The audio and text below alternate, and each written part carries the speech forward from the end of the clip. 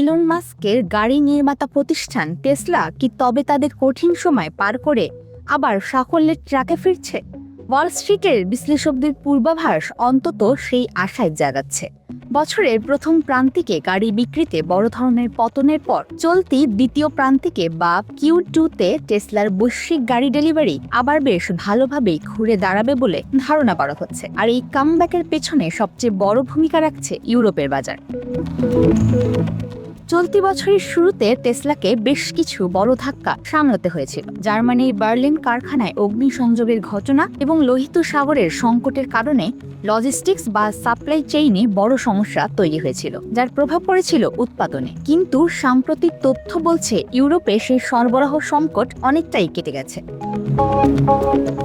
বিশেষ করে যুক্তরাজ্য, জার্মানি এবং ফ্রান্সে টেসলার মডেল ওয়াই এবং মডেল 3 গাড়ির চাহিদা জুনের শেষ দিকে এসে ব্যাপক হারে বেড়েছে। পাশাপাশি চীনের বাজারেও স্থানীয় প্রতিদ্বন্দ্বী BYD এর সাথে তীব্র প্রতিযোগিতা সত্ত্বেও টেসলার বিক্রি গত কয়েক সপ্তাহে বেশ স্থিতিশীল ছিল। বাজার গবেষকদের মতে এই কোয়ার্টারে টেসলা প্রায় 4,41,000 থেকে 4,45,000 গাড়ি ডেলিভারি দিতে পারে। যদিও এটি গত বছরের একই সময়ের চেয়ে সামান্য কম, কিন্তু বছরের প্রথম কোয়ার্টারে তুলনায় এটি একটি বড় ধরনের পজিটিভ রিবাউন্ড বা ঘুরে দাঁড়ানো।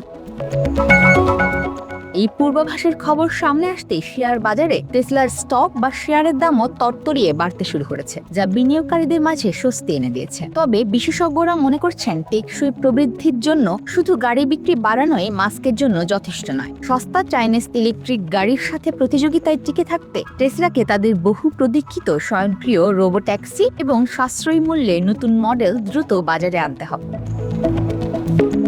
আপাতত এই দ্বিতীয় প্রান্তিকের ডেলিভারি রিপোর্ট যদি বিশ্লেষকদের পূর্বাভাসের সাথে মিলে যায়, তবে তা হবে 2026 সালে টেসলা এবং ইলন মাস্কের জন্য এক ধরনের স্বস্তির জয়।